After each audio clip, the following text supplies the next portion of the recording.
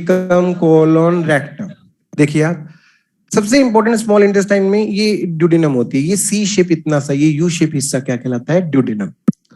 फिर जेजुनम, फिर ilium. Ilium खुल गई लार्ज इंटेस्टाइन में, और लार्ज इंटेस्टाइन का शुरुआती हिस्सा ये कहलाता है सीकम। क्या? फिर ये क्या है? कोलोन। अरे यस और नो? और रेक्टम तो मैंने बता ही दिया। अरे यस और नो? तो एलिमेंट्री कैनाल मैंने बता दिया कहाँ कहाँ क्या विकसित हो गई। अब इसके साथ एसोसिएटेड ग्लैंड्स हैं, उन्हें देख लेते हैं। देखिए सबसे पहले एसोसिएटेड ग्लैंड हम देखते हैं बक्कल कैविटी के साथ एसोसिएटेड। कौन सी ग्लैंड होगी? Salivary gland. क्या बनाएगी ये? सलाइवा बनाएगी। फिर फेरिंग्स के साथ कोई भी एसोसिएटेड डाइजेस्टिव ग्लैंड नहीं है। इसोफेगस के साथ नहीं है। स्टमक के साथ है। स्टमक की दीवार में छोटी छोटी ग्लैंड इसकी दीवार में ही है, that is gastric gland. Stomach के लिए शब्द यूज होता है गैस्ट्रिक, तो ग्लैंड्स क्या हो गई? Gastric glands.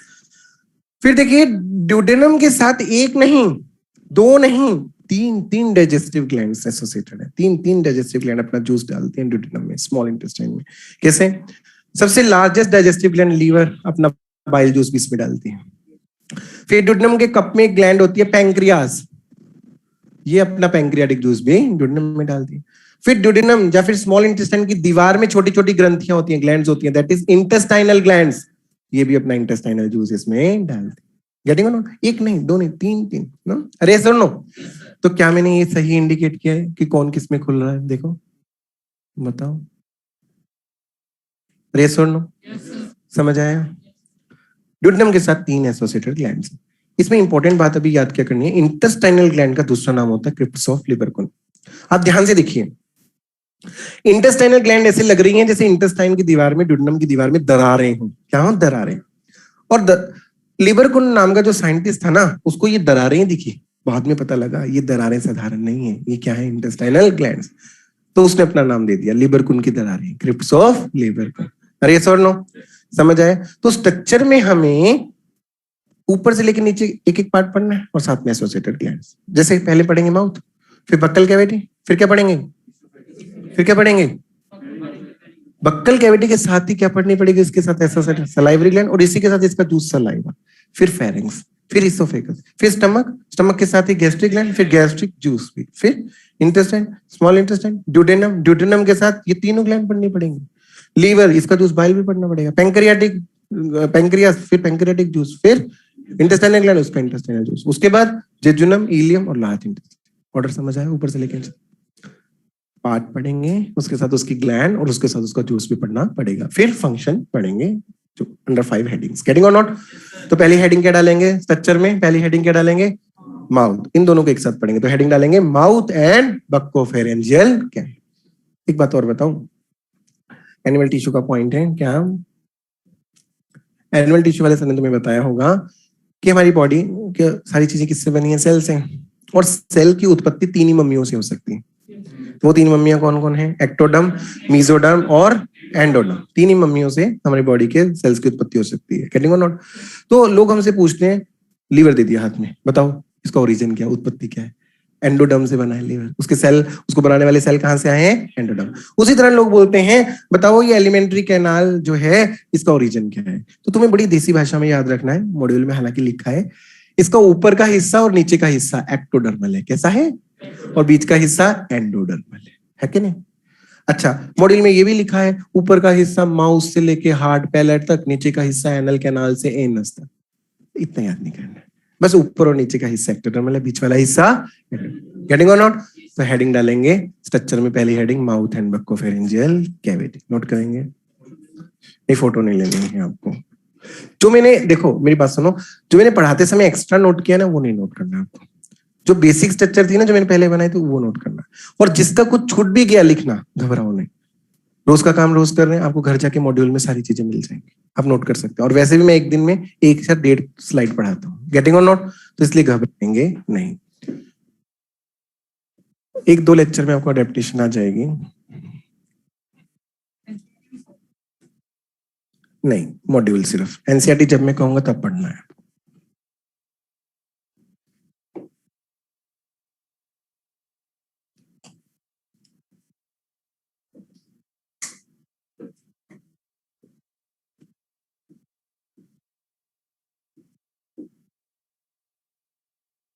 जल्दी नोट करेंगे।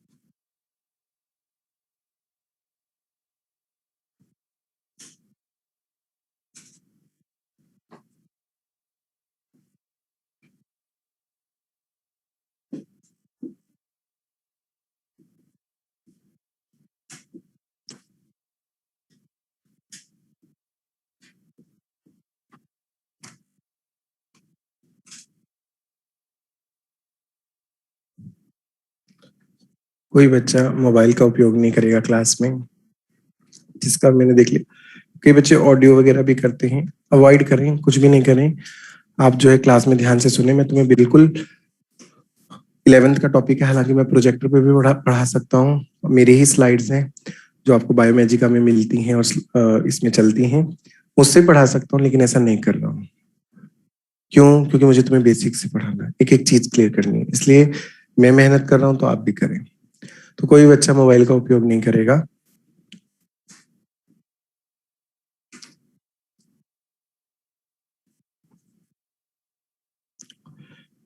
4:30 तक है नहीं लेक्चर?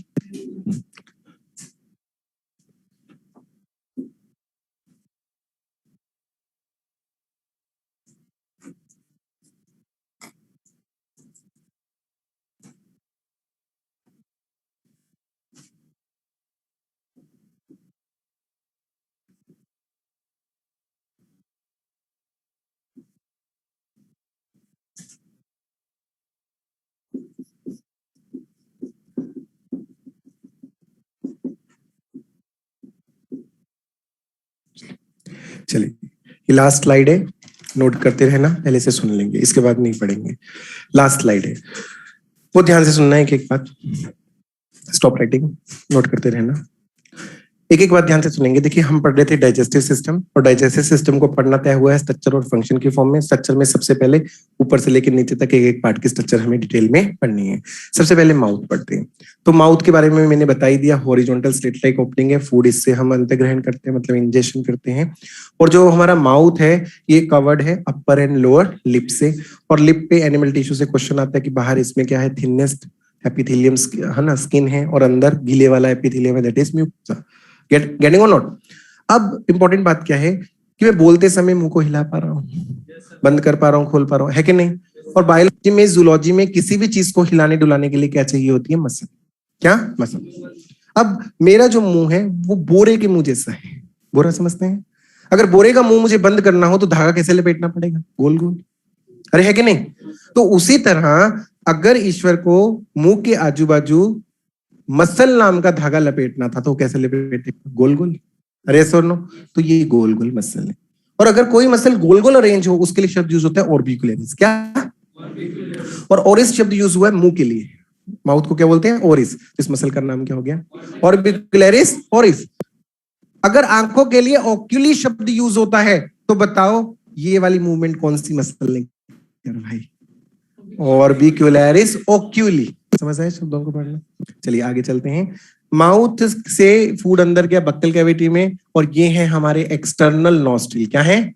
एक्सटर्नल नॉस्ट्रिल या फिर एक्सटर्नल लेयर। इससे एयर गई अंदर नेजल कैविटी में। दोनों कैविटी को अलग किसने किया? इस सेप्टम ने। इस सेप्टम का नाम क्या है? पैलेट। पैलेट का आगे वाला हिस्सा, ये वाला हिस्सा हड्डी से बना है, तो क्या मैं इसे हार्ड पैलेट कह दूं? हाँ, कौन सी हड्डी से बना है? स्केलेटन सिस्टम में पूछ लेते हैं, मैक्सिला और पैलेंटाइन बोन से। और पैलेट का पीछे वाले हिस्से में हड्डी नहीं है, सिर्फ कनेक्टिव टिश्यू है, तो सॉफ्ट होगा, कोमल होगा। तो क्या मैं इसे सॉफ्ट पैलेट बोल दूं? बोल। अरे सर नो, नहीं, इंपॉर्टेंट नहीं है। इंपॉर्टेंट क्या है?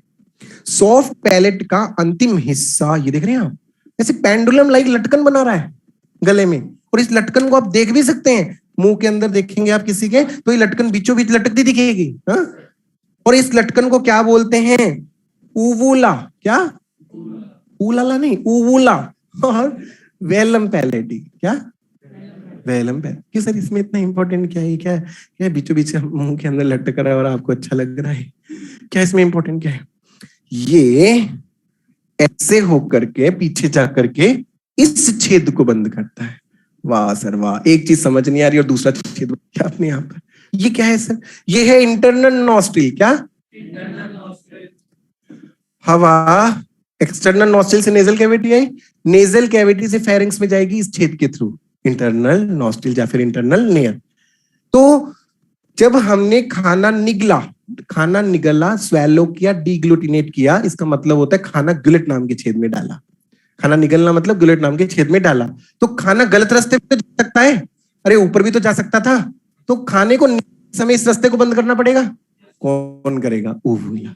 ये क्वेश्चन बार बार आता है कि ड्यूरिंग स्वेलिंग ऑफ फूड किसने नेजल चैम्बर को बंद किया? ऊवुला ने। इंटरनल नॉस्ट्रिल को किसने बंद किया? गेटिंग और नॉट? उसके बाद एक देखिए, बक्कल कैविटी और नेजल कैविटी पीछे किसमें खुल गए? फेरिंक्स में। और फेरिंक्स नीचे आके दो छेद में खुल रहा है, देख रहे हैं आप, ग्लोटिस और ग्युलेट में। यहां पे मैं कहना चाहूंगा ग्युलेट जो है छेद है वो डोर्सल है, और ग्लोटिस जो छेद है वो वेंट्रल है। कैसे? सरफेस समझा रहा हूं, ध्यान से सुनना। हमारी बॉडी के दो सरफेस, आगे वाला वेंट्रल और पीछे वाला गेटिंग ऑन। हेड को छोड़ दो। क्यों सर? हेड जो था हमारा एम्ब्रियोनिकली ऐसा नहीं था। आप मगरमच्छ का हेड देखो, आप छिपकली का हेड देखो, उनकी लॉन्गिट्यूडनल एक्सिस, बॉडी की लॉन्गिट्यूडनल एक्सिस के पैरेलल होता है उनका हेड, ऐसे होता है कि नहीं? और चिन जो होता है रेफरेंस होता है, ये थोड़ी रेफरेंस है। इसके नीचे वाला सरफेस वेंट्रल होता है और इसके ऊपर और पीछे वाला डॉर्सल। अब हमारे केस में हेड ऐसे हो गया परपेंडिकुलर, लेकिन सरफेस बदले नहीं, आज भी चिन रेफरेंस है। तो ये और ये क्या है? वेंट्रल। और ये क्या है? डॉर्सल। ये तो मैंने कंसेप्ट बता दिया। अब समझो देसी बात। हेड के केस में आगे पीछे का कंसेप्ट चलता है, आगे वाला वेंट्रल, पीछे वाला डोर्सल। और हेड के केस में, बॉडी के केस में आगे पीछे, हेड के केस में ऊपर नीचे का कंसेप्ट चलता है, नीचे वाला वेंट्रल, ऊपर वाला। नहीं समझ आया? सिंपल भाषा में समझ लो। अगर बॉडी के अंदर कोई चीज पड़ी है तो उसका आगे वाला वेंट्रल होगा, पीछे वाला, और हेड के अंदर कोई चीज पड़ी है उसका ऊपर वाला डोर्सल, नीचे वाला वेंट्रल। हेड में क्या चीज पड़ी है? पैलेट, ऊपर वाला डोर्सल, नीचे वाला वेंट्रल। हेड में क्या पड़ा है? टंग, ऊपर वाला डोर्सल सरफेस, नीचे वाला वेंट्रल। तो हेड के केस में ऊपर नीचे चलता है और बॉडी के केस में आगे पीछे चलता है। तो गर्दन, ये व्यक्ति ऐसा है, ये गर्दन दिख रही है, ये वाला कौन सा सरफेस है? डोर्सल। ये वाला तो कौन सा छेद? डोर्सल हुआ, कौन सा वेंट्रल हुआ? समझ आया? अच्छा, ऊपर नीचे कौन सा ऊपर है छेद, कौन सा नीचे है? ग्लोटिस अपर है और ग्युलेट नीचे। तो आपको याद करना पड़ेगा, ये डोर्सल ऊपर, ये नीचे। फोटो का बस लो, ये छेद ऊपर है वेंट्रल है, ये छेद नीचे है डोर्सल। खत्म। देख रहे हैं फोटो का इंपैक्ट? हमें रिटेन कम से कम रखना पड़ रहा है कि नहीं? वापिस आते हैं, हमने माउथ पढ़ लिया था, अब पढ़ना है बक्कल कैविटी। क्या बक्कल कैविटी आपकी कमरे जैसी है? बिल्कुल है। इस कमरे की एक छत है, किसने बनाई है? पैलेट ने। पहले पैलेट पढ़ेंगे बक्कल कैविटी। फिर इसकी एक फ्लोर है, किसने बनाई है? टंग ने। दूसरे नंबर पे क्या पढ़ेंगे बक्कल कैविटी में? टंग। तीसरा, साइड की दीवारें हैं, किसने बनाई है? चीक ने। और इसके अंदर लगे जबड़ों ने, और जबड़ों में लगे हुए दांतों ने। लेटरल दीवारें किसने बनाई है बक्कल कैविटी की? चीक, उसके बीच जबड़े, जबड़े में जड़े हुए दांत। तो तीसरे पॉइंट हम ये पढ़ेंगे। समझ आया? इन तीनों पॉइंट से पहले मैं ये बता दूं बक्कल कैविटी होती क्या है। सर बता तो दिया, बक्कल कैविटी माने कैविटी, खत्म। बक्कल कैविटी के अंदर भी दो कैविटी हैं, वेस्टिबुलर और ओरल कैविटी। सर अब ये क्या है? देखो ये दोनों जबड़े हैं मेरे, अपर जबड़ा लोअर जबड़ा, इसको खोला ऐसे। अरे यस और नो? सामने से फोटो खींच ली, फोटो खींच ली सामने से। क्या ये फोटो ऐसी आएगी? ऐसी आएगी? ये अपर जबड़ा और ये लोअर जबड़ा, और ये लगे हुए दांत है। अरे यस और नो? ये क्या है? पिंक पिंक चीक है। अरे यस और नो? और आप ध्यान से देखिए, चीक और जबड़े के बीच में भी एक स्पेस होती है, देख रहे हैं आप? देखिए मेरी जीभ कहाँ है, चीक और जबड़े के बीच में है। तो ये वाली स्पेस क्या कहलाती है? वेस्टिब्यूल। और जबकि बीच वाली, जबड़ों के बीच वाली कैविटी क्या कहलाती है? ओरल। क्या मैं बोल दूं? Oral cavity is a central cavity, vestibule is a peripheral cavity. अरे समझ आया? वेस्टिब्यूल, अरे वेस्टिब्यूल वही स्पेस है जिसमें तुम छोटेपन में खाना स्टोर कर लेते थे। मैडम बोलती थी च्युइंगम खाइए, च्युइंगम खाइए, आ करो आ। हाँ है मैडम च्युइंगम। अरे वो नालायक बच्चे होते हैं जो च्युइंगम के टकी जाते हैं, बाकी बच्चे यहाँ छिपा लेते हैं वेस्टिब्यूल में, देखा होगा ना तुमने। तो ये वही स्पेस है वेस्टिब्यूल जहां छोटे बच्चे खाना स्टोर कर लेते हैं, च्युइंगम स्टोर कर, और बड़े बच्चे क्या नहीं चलता। अभी तुमने ड्रग एब्यूज पढ़ा होगा ना डिजीज में, अरे है कि नहीं? ऐसा लिख मत देना वेस्टिब्यूल के फंक्शंस में कि स्टोर खैनी चढ़ता है, ऐसा नहीं। जिसमें ने समझाया तुम्हें वेस्टिब्यूल और ओरल कैविटी, समझ आया? ठीक है, वापस आते हैं। बक्कल कैविटी की सबसे पहले छत पढ़ते हैं, दैट इज पैलेट। ये पैलेट है, ये डोर्सल सरफेस, ये वेंट्रल। हार्ड पैलेट है, हार्ड पैलेट का ये डोर्सल, ये वेंट्रल। ऐसे कर दिया इसको। कौन सा सरफेस दिख रहा है हार्ड पैलेट का? वेंट्रल। फोटो खींच ली, क्या खींच ली? फोटो सामने से। क्या ये फोटो ऐसी आएगी? तो ये हार्ड पैलेट का वेंट्रल सरफेस है। सर आपने ऐसे क्यों किया हमारी पैलेट को, और ये फोटो क्यों खिंचवाई? क्योंकि हमारी हार्ड पैलेट का वेंट्रल सरफेस रफ है। जी फिराओ अपनी हार्ड पैलेट के वेंट्रल सरफेस पे, रफ है ना? क्यों रफ है? हार्ड पैलेट कौन सी बोन से बनी है? पैलेंटाइन और मैक्सिला से। तो यहाँ की पैलेंटाइन बोन कुछ प्रोजेक्शंस बनाती है इसके वेंट्रल सरफेस पे, और इन प्रोजेक्शन को इसीलिए क्या बोला? पैलेंटाइन र्यूगे। और इन्हीं प्रोजेक्शन की वजह से हमारे हार्ड पैलेट का वेंट्रल सरफेस कैसा हो गया? रफ। लेकिन सर ऐसा क्यों? ईश्वर ने ऐसा क्यों किया? तो जो फ्री टाइम हम ऐसे जीप फिराएंगे इस पे, वो कहेंगे वाह क्या फील हो रहा है, ऐसा टाइम पास के लिए? ईश्वर कुछ भी चीज ऐसी नहीं देती, कारण रहता है उसके पीछे। वेंट्रल सरफेस ऑफ हार्ट पे फूड को रोका जा सके, बदतमीजी रोकी जा सके। कहते हैं खाते खाते बोलना नहीं चाहिए। अरे सर क्या बात करते हो, मैस में तो समय मिलता है सर खाते खाते बात करने का। बोलते हैं हम खाते खाते, और खाते खाते बोलेंगे, मुंह खुलेगा तो स्लिपेज होगा फूड। क्यों? क्योंकि अंदर भी सब चिकना है, म्यूकोजा है, खाना भी चिकना है, तो फ्रिक्शन तो प्रोड्यूस करना पड़ेगा ना, रफनेस प्रोवाइड करके। तो ईश्वर ने रफनेस प्रोवाइड की, गेटिंग और नॉट, ताकि स्लिपेज ऑफ फूड को रोका जा सके। कहते हैं ये पैलेंटाइन र्यूगे कार्निवोरस में ज्यादा विकसित है। बताओ ऐसा क्यों? कार्निवोरस जानवर में शेर ज्यादा बातें करता है खाते खाते, उसका खाना ज्यादा चिकना है। क्या खा रहा है वो? मांस खा रहा है, इसलिए उसमें पैलेंटाइन र्यूगे ज्यादा विकसित है। समझ आया? तो ये मैंने बक्कल कैविटी की छत में पढ़ा दी। इसका फ्लोर, टंग और साइड की दीवारें कल पढ़ेंगे, लेकिन आज मुझे क्या पढ़ाना है? बक्कल कैविटी को यहीं पॉज कर रहा हूँ। इसके नेक्स्ट स्ट्रक्चर पढ़ाता हूँ फेरिंग्स, क्योंकि फेरिंग्स इंपॉर्टेंट है, बहुत ध्यान से सुनना। फेरिंग्स में मुझे 3 पॉइंट पढ़ाने, बहुत ध्यान से सुनना, फेरिंग्स बहुत इंपॉर्टेंट है। बक्कल कैविटी बाकी की कल पढ़ाऊंगा। पहला पॉइंट फेरिंग्स में पढ़ाना है मुझे डिवीजन ऑफ फेरिंग्स। दूसरा पॉइंट पढ़ाना है डिजीज टॉपिक का, टॉन्सिल्स, सुना होगा तुमने। तीसरा मुझे इसमें पढ़ाना है स्वेलोइंग रिफ्लेक्स, क्या? स्वेलिंग या फिर डिग्लूटेशन रिफ्लेक्स। बहुत ध्यान से सुनना। पहला डिवीजन ऑफ फेरिंग्स। मैंने मेरी फेरिंग्स को 3 हिस्सों में बांट दिया, बहुत ध्यान से सुनना। मैंने 2 लाइनें खींची, 2 इमेजिनरी लाइन। पहली लाइन कहां से खींची? देखो ध्यान से, ओवुला से। कहां से? और दूसरी लाइन खींची हायोइड बोन से। कोई बता सकता है हायोइड बोन क्या है? हायोइड बोन टंग को अटैचमेंट देती है। टंग का आगे वाला हिस्सा फ्री रहता है, पीछे वाला हिस्सा एक हड्डी से जुड़ा है जिसका नाम है हायोइड बोन। हायोइड बोन से एक ही क्वेश्चन आता है स्केलेटन सिस्टम से, क्या कि हायोइड बोन बॉडी की इकलौती हड्डी है जो दूसरी किसी हड्डी से आर्टिकुलेट नहीं करती। गेटिंग और नॉट? 2 लाइनों ने मेरी क्या फेरिंग्स को 3 हिस्सों में विभाजित कर दिया, 2 इमेजिनरी लाइन में। पहला हिस्सा क्या कहलाएगा बताओ? ये नेजोफेरिंक्स, क्यों ऐसा क्यों? क्योंकि नेजल चैम्बर के पीछे है, आगे इसके क्या है, नेजल चैम्बर। दूसरा हिस्सा ओरोफेरिंक्स, क्यों? ओरल कैविटी के पीछे। तीसरा हिस्सा, तीसरी लाइन हम यहां से खींचते हैं ग्यूलेट से, और ये हिस्सा कहलाता है लैरेंगोफेरिंक्स। क्या? क्यों क्यों क्यों? क्योंकि इसके आगे क्या है, लैरेंक्स। क्योंकि देखो ग्यूलेट नीचे है तो ग्लोटिस ऊपर है, ग्लोटिस के नीचे ट्रैकिया होता है, और ट्रैकिया का ऊपर वाला हिस्सा मॉडिफाई होकर क्या बनाता है, लैरेंक्स। तो ये लैरेंक्स क्या पीछे, तो लैरेंगोफेरिंक्स। इसको हाइपोफेरिंक्स भी कह देते हैं। क्या? तो दो इमेजिनरी लाइन ने मेरी फेरिंक्स को 3 हिस्सों में विभाजित कर दिया। समझ आया? अब टॉन्सिल्स क्या होते हैं? मुझे एक बात बताओ, डिसीज का टॉपिक है, ध्यान से सुनना। फूड का रास्ता क्या होगा? माउथ, बोलो ना, बक्कल कैविटी, ओरोफेरिंक्स, लैरिंगोफेरिंक्स, फिर ग्यूलेट नाम के छेद में डाल दिया। एयर का रास्ता क्या होगा?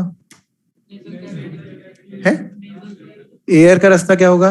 External nostril, nasal cavity, internal nostril, nasopharynx, oropharynx, फिर लैरिंगोफेरिंक्स, फिर ग्लोटिस नाम के छेद में डाल दिया। गेटिंग और नॉट? अब ध्यान से देख के बताओ, एनसीईआरटी क्या सत्य कह रही है? Common passage for food and air is pharynx. Common passage for food and air is pharynx. और मुझे तो ये भी पता है फेरिंक्स में भी क्या, ओरोफेरिंक्स। फेरिंक्स में भी क्या, common passage for food and air is mainly oropharynx. यहां तक तुम्हें समझ आ गया। लेकिन डिजीज टॉपिक पर चलो। अगर किसी पैथोजन को, बैक्टीरिया, वायरस को बॉडी में घुसपैठ करनी है तो सबसे अच्छा रास्ता है खाने और एयर के साथ आ जाए वो। अरे सुन लो, और अगर उसे ग्रो करना हो तो सबसे अच्छी जगह क्या है, फेरिंक्स। क्योंकि उसे खाना, पानी, हवा सब मिलेगा, और उसमें भी सबसे अच्छी जगह क्या है, ओरोफेरिंक्स। अरे सुन लो, तो क्या फेरिंक्स के थ्रू हमारी बॉडी में पैथोजन घुसपैठ कर सकते हैं? और जहां से बॉडी में घुसपैठ हो सकती है, जहां से दुश्मन अंदर घुसपैठ कर सकता है, उस एरिया को कहते हैं बॉर्डर। क्या कहते हैं? बॉर्डर कहते हैं जहां से घुसपैठ हो सकती है। और बॉर्डर पर घुसपैठ रोकने के लिए दुश्मन की क्या तैनात किए जाते हैं, सैनिक। क्या? सैनिक। तो क्या हमारी बॉडी फेरिंक्स को बॉर्डर घोषित कर देगी क्योंकि यहां से घुसपैठ हो रही है? और क्या हमारी बॉडी फेरिंक्स पर सैनिक तैनात करेगी? बॉडी के मेन सैनिक बताइए कौन है? लिम्फोसाइट। अरे तुमने डिजीज पढ़ लिया, थर्ड लाइन ऑफ डिफेंस बताओ ना, लिम्फोसाइट। डब्ल्यूबीसी तो सेकंड लाइन ऑफ डिफेंस में भी है, न्यूट्रोफिल, मैक्रोफेजेस। लेकिन वो नालायक दुश्मन को कैसे मारते हैं? फैगोसाइटोसिस से, कच्चा चबा जाते हैं। ये भी कोई मारना हुआ दुश्मन को? कच्चा खा गए, तरीके से मारो। थर्ड लाइन ऑफ डिफेंस वाले लिम्फोसाइट, बी लिम्फोसाइट एंटीबॉडी नाम की गोलियां बना के डिशुम डिशुम पैथोजन को मार। कितना शिद्दत बड़ा तरीका है। टी लिम्फोसाइट देखिए, टॉक्सिन नाम के बॉम्ब फोड़ रहा है। ये होता है मारना, है कि नहीं? कच्चा ही खा जाओ दुश्मन को। Third line of defence main lymphocyte है, मेन सैनिक है जो बॉडी को इम्यूनिटी प्रोवाइड करते हैं। तो फेरिंक्स को बॉर्डर घोषित कर दिया तो यहाँ पर सैनिक तैनात किए जाएंगे, लिम्फोसाइट। और सैनिक कहाँ रहते हैं? बंकर में। लिम्फोसाइट कहाँ रहते हैं? Lymphoid tissue. तो यहाँ पर बंकर बनाए जाएंगे सैनिकों के रहने के लिए, लिम्फोइड टिश्यू बनाए जाएंगे। और यहाँ के फेरिंक्स के लिम्फोइड टिश्यू को क्या कहते हैं? टॉन्सिल। क्या कहते हैं? गेटिंग और नॉट? 4 तरह के टॉन्सिल है। मैं यहाँ पर 4 तरह के टॉन्सिल बना रहा हूँ। ये तो समझ आ गया टॉन्सिल ईश्वर ने यहाँ क्यों दिए। 4 तरह के टॉन्सिल, उनके नाम लिख रहा हूँ यहाँ पर। आपको बताना है इनके नाम ऐसे क्यों पड़े। यहाँ एक टॉन्सिल है, बताओ इसका नाम नेजोफेरेंजियल टॉन्सिल क्यों पड़ा? हाँ हाँ, क्योंकि नेजोफेरिंक्स में है। फिर नेजोफेरिंक्स में, नेजल कैविटी में, सॉरी, नेजल कैविटी में हमारी यूस्टाचियन ट्यूब भी खुलती है, याद आया? कान से आती है जो, उसकी ओपनिंग के आजू बाजू भी टॉन्सिल होते हैं। बताओ इन टॉन्सिल का नाम ट्यूबल टॉन्सिल क्यों पड़ा? ट्यूबल टॉन्सिल क्यों पड़ा इसका नाम, बताओ?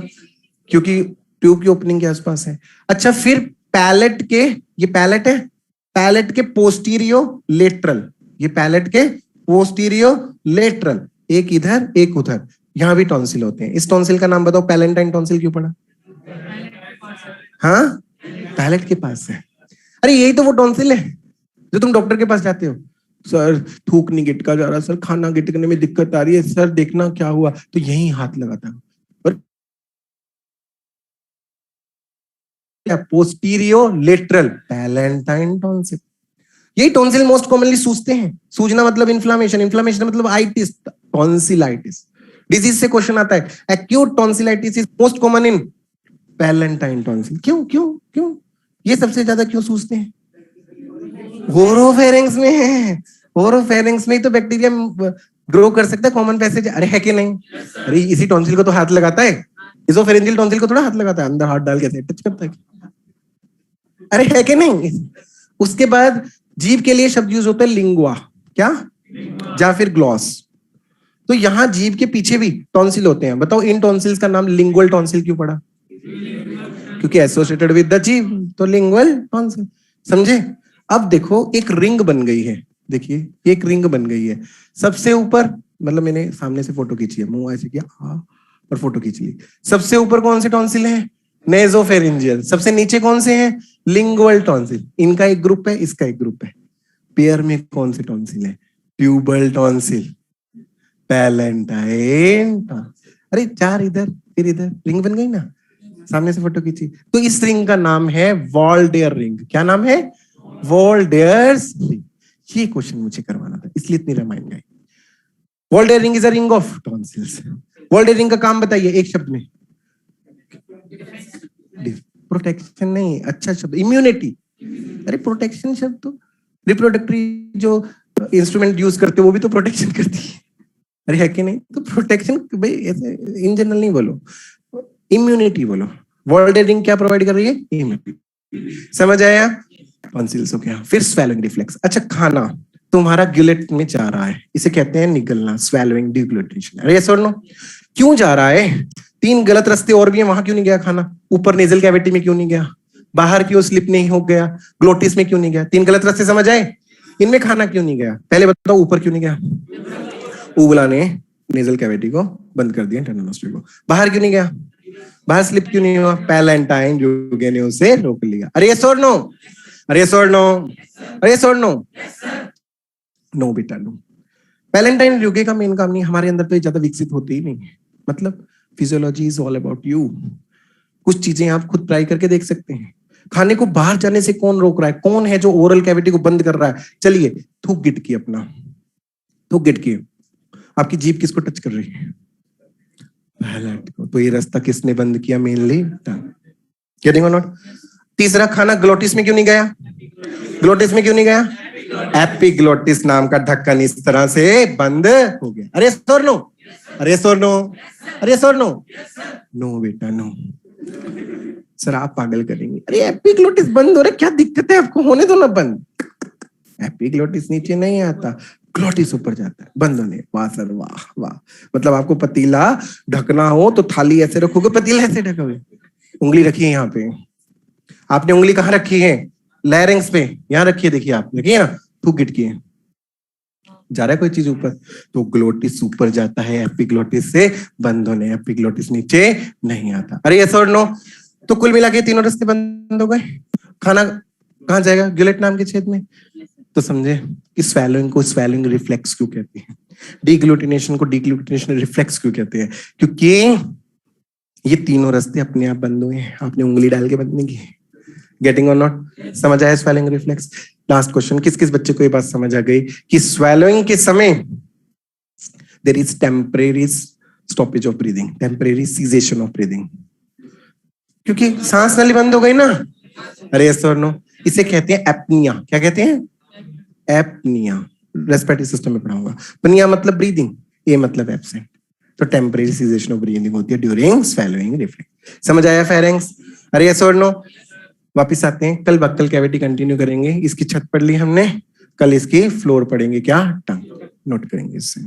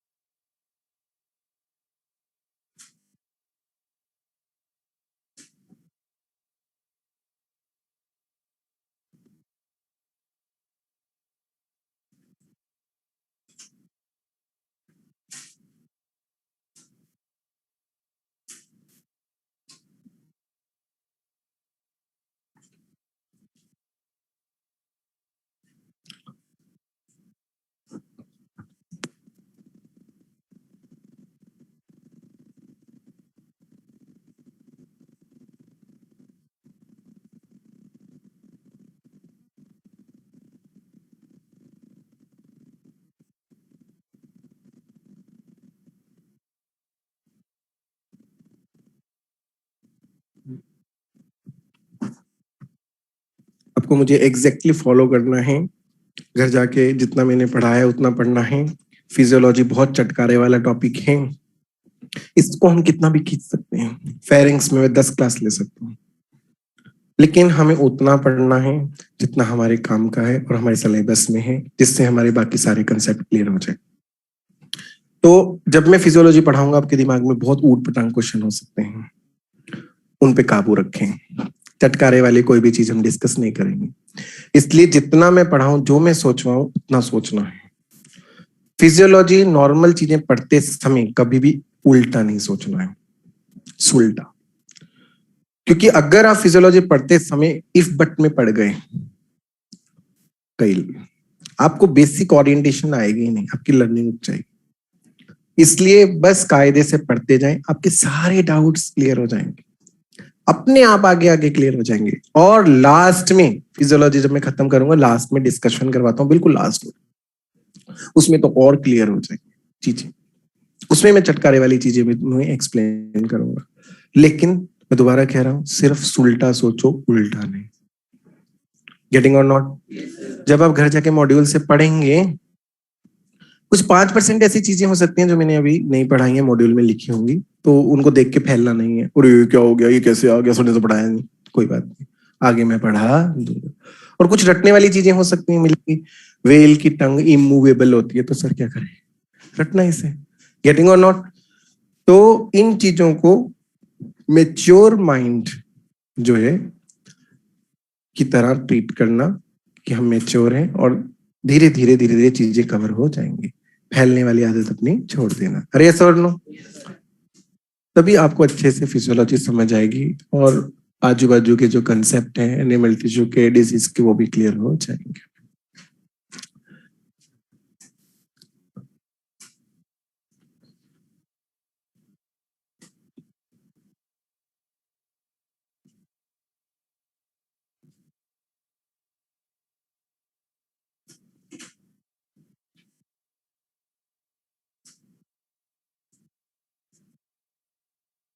उपाध्याय, मैंने थोड़ी देर पहले यही बताया था तुम्हें कि स्वेलोइंग रिफ्लेक्स में टंग जो है वो ओरल कैविटी को ब्लॉक करती है। सो रहे थे तब आप, जो मैंने बताया था, करके भी बताया था ना कि थूक निकलो, और जीभ किसको टच कर रही है, हार्ड पैलेट को, है ना? तो जीभ का काम है ओरल कैविटी को ब्लॉक करना।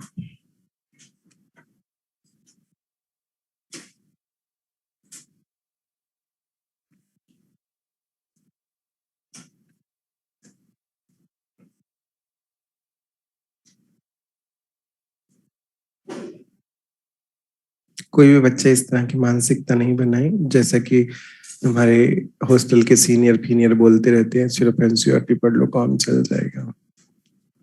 तुम जो बनने वाले हो ना, वो बन के सामने खड़ा हो डॉक्टर, और इन्हीं बेंचेस से निकला हो। तो मुझसे बेहतर कोई नहीं जान सकता कि तुम्हें कहाँ से पढ़ना है। गेटिंग और नॉट? इसलिए उन बाबाओं के चक्कर में मत फंसना जो इतने साल से बैठे हैं, ड्रॉप कर रहे हैं, ज्ञान बांट रहे हैं, बस हॉस्टल में बैठे। अरे ऐसा और नो? मॉड्यूल छूटना नहीं चाहिए, एनसीईआरटी छूटे तो छूटे, मैं प्रूव भी कर दूंगा इस बात को। अरे यस और नो?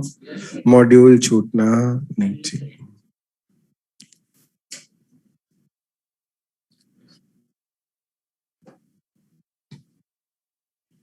सारी चीजें कवर कराऊंगा मैं एनसीईआरटी की भी।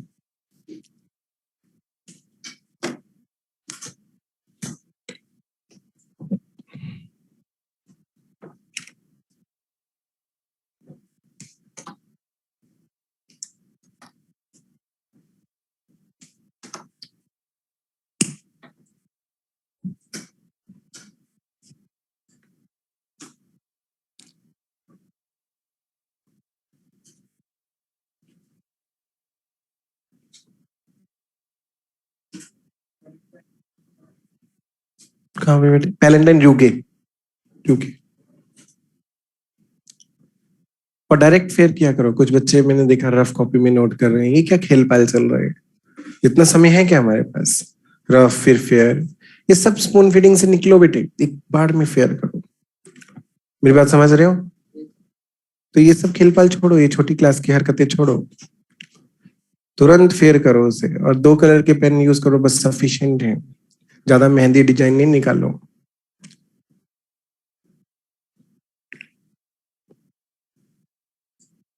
एक पेज पे ज्यादा से ज्यादा 2 फोटो होनी चाहिए, इससे ज्यादा नहीं। तो घर जाके जब आप मॉड्यूल से पढ़ेंगे तो उसका डाटा भी आपको इसमें इंक्लूड करना है।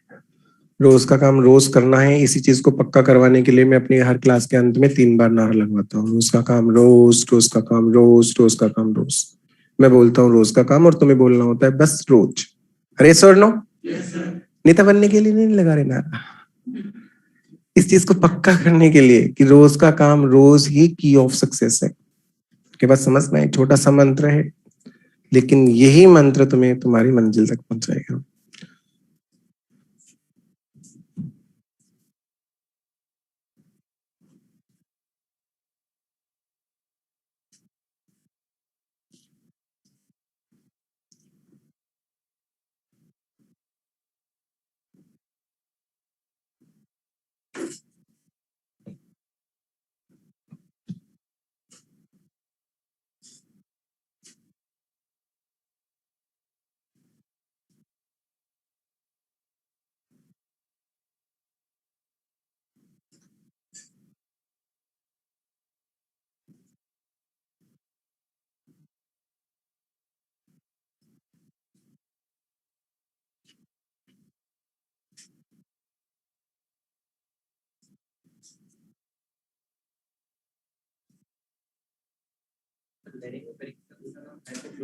हाइपोग्लोसल नहीं, हाइपोफेरिंक्स। हाइपोफेरिंक्स सबसे नीचे वाला हिस्सा है ना। तो समझ आया आज की क्लास? क्लियर हुई चीजें? धीरे धीरे क्लासेस कॉम्प्लेक्स होती जाएंगी, इसलिए मैं बार बार तुमसे रिक्वेस्ट कर रहा हूँ, मुझे फॉलो करो, नियमों को मेरे फॉलो करो, सिर्फ रोज का काम रोज और कुछ भी नहीं। बाकी मेरी गारंटी है, तुम देख लेना तुम्हारी जूलॉजी से आने वाले कितने % क्वेश्चन मैंने करवा दिए, तुम लास्ट में चेक करना।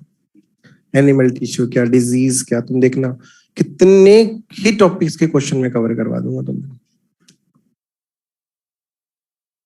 तो इसलिए बस मुझे एग्जैक्टली फॉलो करना और बहुत कम समय लगेगा तुम्हें अंत में रिवीजन करने में, बहुत कम समय फिजियोलॉजी में, बहुत कम समय। जो बच्चे मेरे से पढ़े हैं या फिर जिनके जो भाई बंधु मेरे से पढ़े हैं तो उनसे पूछ सकते हैं कि एमडी सर कैसे पढ़ाते हैं।